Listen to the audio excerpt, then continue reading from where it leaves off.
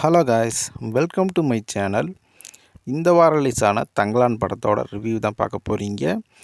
இந்த படத்தை ரஞ்சித் பார்த்தீங்கன்னா டைரக்ஷன் பண்ணியிருக்காரு. நம்ம சியான் விக்ரம் பார்த்தீங்கன்னா இந்த படத்தில் வந்து நடிச்சிருக்காரு.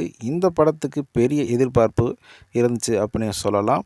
இந்த படத்தோட ப்ரொமோஷன் ஒர்க்குமே பார்த்தீங்கன்னா பெரிய அளவில் வந்து கொடுத்துருந்தாங்க. இதுக்கிடையில் பார்த்தீங்கன்னா ஆகஸ்ட் 15ஆம் தேதி இந்த படத்தை வந்து ரிலீஸ் பண்ணியிருந்தாங்க. அதுவுமே பார்த்தீங்கன்னா சுதந்திர தினத்தன்று பார்த்தீங்கன்னா இந்த படத்தை வந்து ரிலீஸ் பண்ணியிருந்தாங்க. படத்தோட கதை என்ன அப்படின்னு பார்த்தீங்கன்னா, இந்த ஒரு கிராமத்தில் இருக்க ஒரு மக்கள் பார்த்தீங்கன்னா, தங்க சுரங்கம் எடுக்கிற வேலைக்கு பார்த்தீங்கன்னா போயிருக்காங்க. அங்கே படுற கஷ்டங்களும், தங்கத்தை அவங்க எடுத்தாங்களா, எடுக்கலையா அப்படின்றது தான் பார்த்தீங்கன்னா இந்த படத்தோட கதை.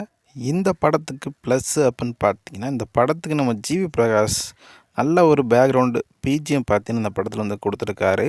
அது மட்டும் இல்லாமல் ரஞ்சித் பார்த்தீங்கன்னா இந்த படத்துக்கு நல்ல ஒரு ஸ்க்ரீன் ப்ளே கொடுத்து நல்ல டைரக்ஷனுமே வந்து நம்ம ரஞ்சித் வந்து பண்ணியிருக்காரு. அது மட்டும் இல்லாமல் இந்த படத்தில் நம்ம சியான் விக்ரம் பார்த்தீங்கன்னா அவரோட நடிப்பு திறமையை பார்த்தீங்கன்னா நல்லாவே வந்து காட்டியிருக்காரு.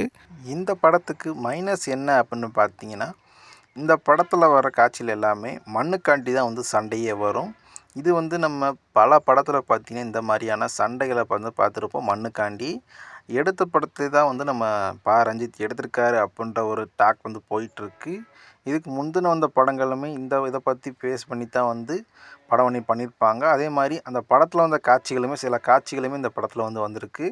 அதனால இந்த படத்துக்கு வந்து 10க்கு வந்து 6 கொடுக்கலாம். இந்த படத்துக்கு உங்களுக்கு பிடிச்சிருந்தா இந்த மூவியை போய் பாருங்கள். நல்ல ஒரு மூவி, நல்ல ஸ்க்ரீன் ப்ளே, நல்ல டைரக்ஷன் எல்லாமே நல்லா தான் இருக்குது. கதை மட்டும்தான் பார்த்தீங்கன்னா எடுத்ததே வந்து எடுத்திருக்காங்க. மற்றபடி எதுவுமே ஒன்றும் கிடையாது. படம் வந்து சூப்பராக இருக்குது.